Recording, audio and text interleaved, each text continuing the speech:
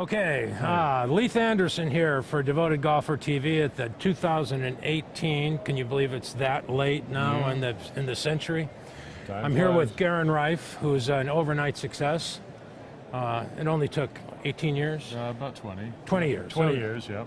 20 years. So this is the technology that I think is going to make a difference when it comes to putting, because this is the technology that makes up for off-center hits. So why don't you describe just a little bit what you've done as far as where what's the history and how did you come up with this idea?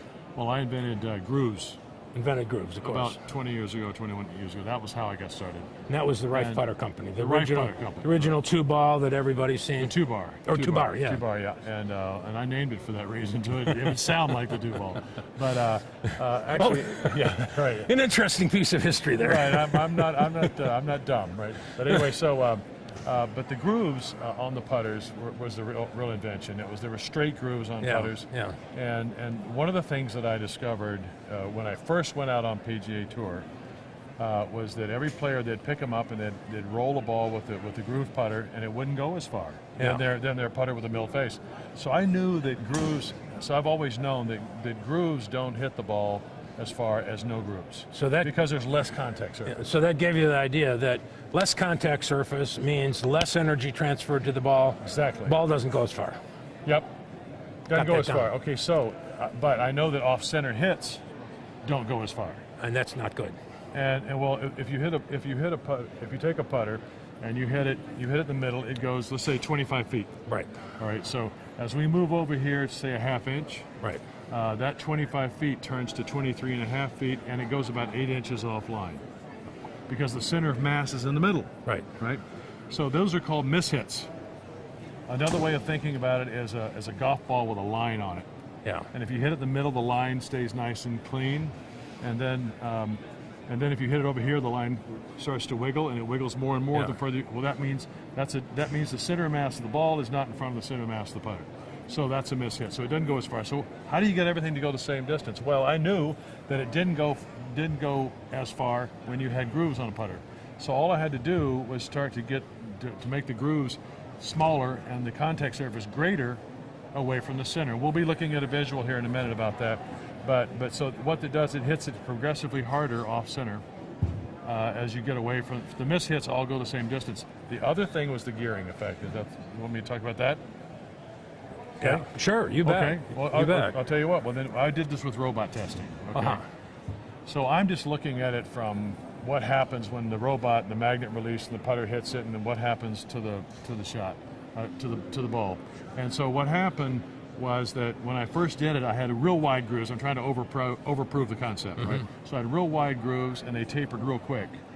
And because of that, the ball, the outside balls were going further, and the inside balls were not going as far. And so I knew the technology worked by increasing the land area, but they were also crossing. Crossing, going this way. The toe would go this way, he'll go this way. I was like, well, what's going on there? That was a discovery. That's when fate smiles upon you, right? Yeah, so, we don't all think of it right off the bat.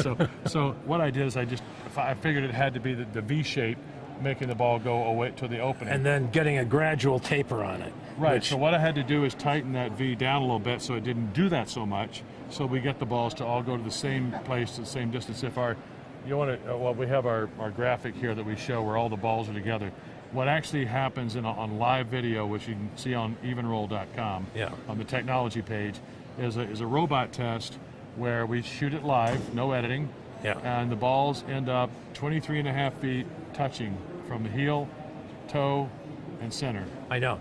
That is a breakthrough. That video is fabulous because it shows something you almost can't even believe. So you go to the Evenroll website, click on the technology tab, scroll down to where there are two videos, and see for yourself. One shows you what normal putters do, and it was actually the same putter being tested twice, with just only difference was the technology on the face. So there you are. So now we have a new line, or we have a new product. So we do. What have you done this year that's like you were really proud of? Well, I'm really proud of some of the new different versions of older models. We have a for example, we had this was the mallet that won on My Golf Spy, won the #1 mallet. over on all the testing. Yeah. And so for 2017, so if it's that good, then why not do it in center shaft? So Why I did not a do it in center center? shaft. I did a center shafted version of that. Yeah. So So this is another thing that all of our viewers should know about is My Golf Spy tests equipment and they do it in a fair manner. yeah, they do like 60 putters from across the industry. They got 30 testers.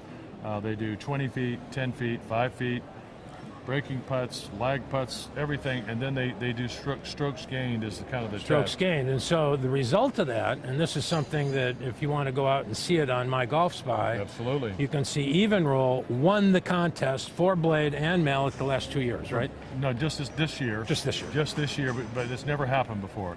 And so what does that say? That says the technology is what Doesn't it? was the winner. That's what we're saying. Not That's- the putters are putters, and you can do many different designs, but it's not the design, it's the technology.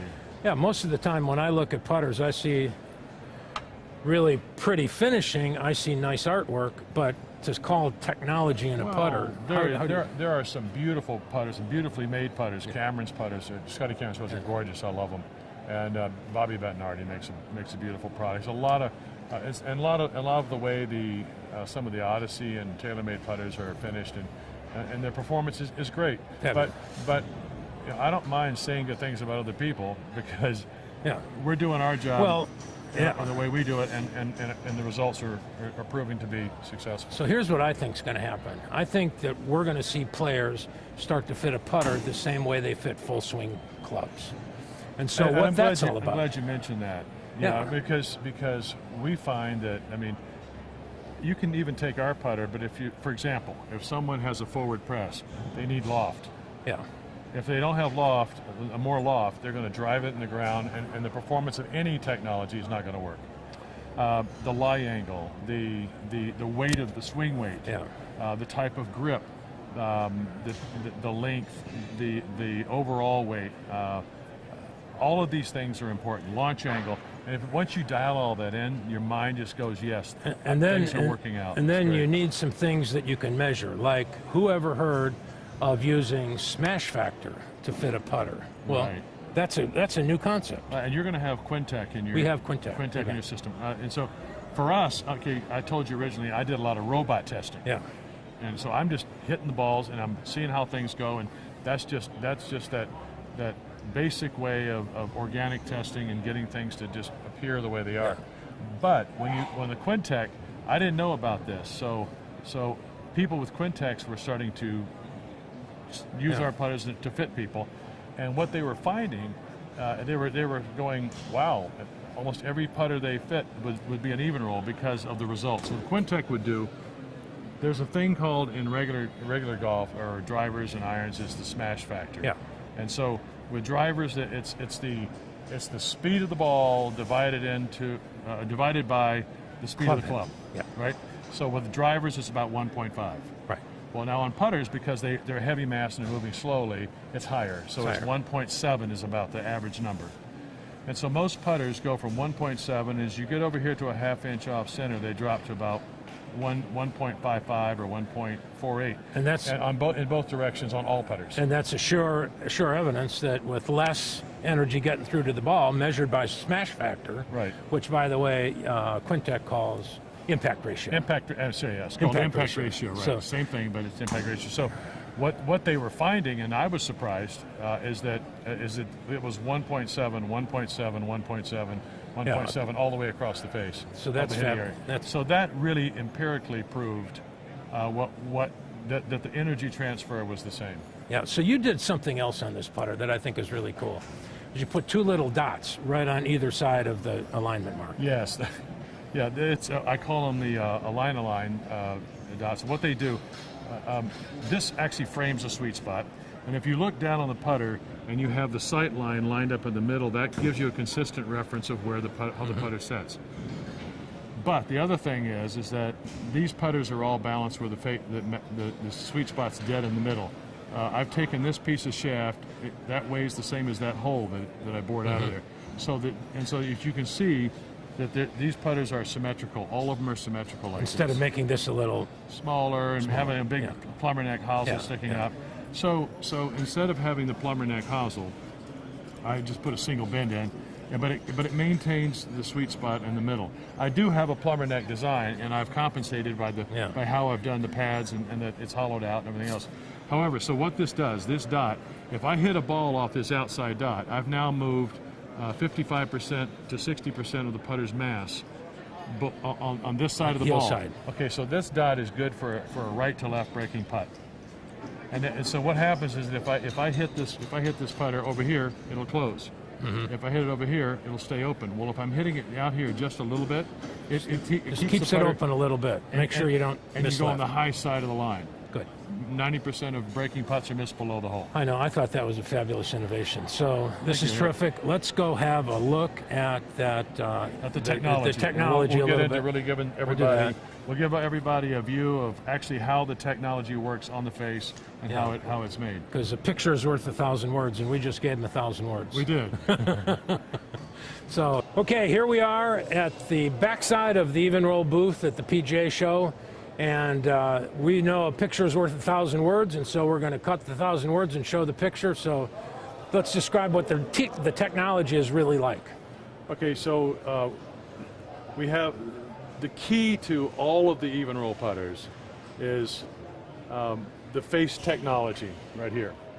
And if you look at this closely, it looks like just normal grooves, but if you look a little closer, you'll see that this little area right here, which is the separation of the grooves, is very narrow in the middle. Yeah. Right? And so as we go out here, you can see that it gets wider and wider and wider and wider all the way out to here. Yeah. So because there's more surface contacting the ball, it hits it harder, but this is weaker out here. This is off center. Yeah. So when you move away from the center, you start to lose energy. So then the groove width is the brilliance of the discovery. So that happened after being the king of grooves, discover. So what caused you to get this idea? Well, I know that off-center hits don't hit it as far as center hits, and I also know that grooves don't hit it as far as no grooves. So how could I take those grooves and why? So why wasn't the ball going as far with grooves? Well, the reason is all this groove space right here doesn't touch the ball. Yeah. The only thing touching the ball is this little narrow spot right here. That's the way all grooves were all the way across. So I figured, well, you know, if out here, I always knew that an off-center hit just didn't go as far. It's a miss hit. Yeah. And the line will wiggle and all that sort of stuff. So it didn't go as far. So, and the more you hit it off center, the shorter it went, and the more off center it went. So what I did is I decided, you know what, if I just added more contact surface, I can maybe get them to go all the same distance. And so sure enough, I did. I came up with my first testing using robots, and sure enough, this hit it further out here where it was weaker. So did that come to you in a dream, or was this like a gradual thing? What you know, was it an explosion? Well, when you spend 20 years with grooves, Thinking around grooves. and conversations and knowing that the ball doesn't go as far, I knew the minute I was starting to see people trying to make the ball go the same distance, I knew just how to do it, and I did it with milling, and so I knew my own technology. That's all, and so I just knew that if I could change my technology and add less groove and more space, this hits the ball harder than this, and this is a miss hit. So it just made sense. It's just logic. It's physics, basic physics. Perfectly logical. We just know more surface area helps the ball go a little farther. More energy transfer. So we change the surface area, and that's the source of the only thing I think you can call technology in putters that there is. Yeah. Maybe. Well, yeah. I always thought when I originally did grooves, they called it this new groove technology. I always thought technology was electronics or something or physics, but this is physics. Yeah. And it is a combination of ball speed and greens and loft angle and launch angle. All those things still have to be right. Yeah, and then you have to have, and now the whole thing about fitting, now we're going to be able to see the contact, see what the ball does, measure how solid it was by smash factor, and actually be able to fit a putter the same way we fit. Exactly, and the other thing is the gearing effect that I will mention real quickly. Okay, so typically putters with really high MOI, like this putter right here, the one we're showing up here, This has a resistance to twisting. That's what MOI is. And so this stays very firm and stable, but it also expands the sweet spot. So if the center of mass is way back here, you've got a V toward the face, and in between that V is the area which you can hit the ball, and it pretty much does everything. So I had to change the grooves a little bit for this particular putter. However, there's a gearing effect on putters that I want to talk about. And so when I originally did this, I had the ball, typically a ball will go, the center ball will go straight. This ball will go out about 8 inches and shorter, right? But it goes away from the center. In my testing, with these real wide grooves, in the first testing, the balls were crossing and going to the opposite sides. And because of that, I realized that this parabolic shape, this V shape, was actually gripping the ball and gearing it back toward the middle. And that was an accident. Yeah, that was an accident? Yeah, we'll take the gift. You made a mistake on the milling program there? I did make a mistake, and it turned out to be the best thing about the whole deal. And so I was wondering, you know. Yeah, that it gets rid of dispersion. That's why we have, I don't know if you can pan up to see this up here. We're going to look at this. Okay, so this is our thing, never miss hit. Again, it's kind of our little advertising thing. But this is the way the balls end up at 23.5 feet when we're doing the robot testing. And it's a repeated process. It always ends up, the balls always end up right there touching each other. So I think that's good. I think we really covered it. Great conversation. I hope that this really gets that story across. I don't see how we can possibly miss. So Leith Anderson, I'd call you Dr. Guerin Rife almost. Come on, no. So King of Grooves, here we are in Orlando, Florida, 2018 for Devoted Golfer. So have some fun with this one.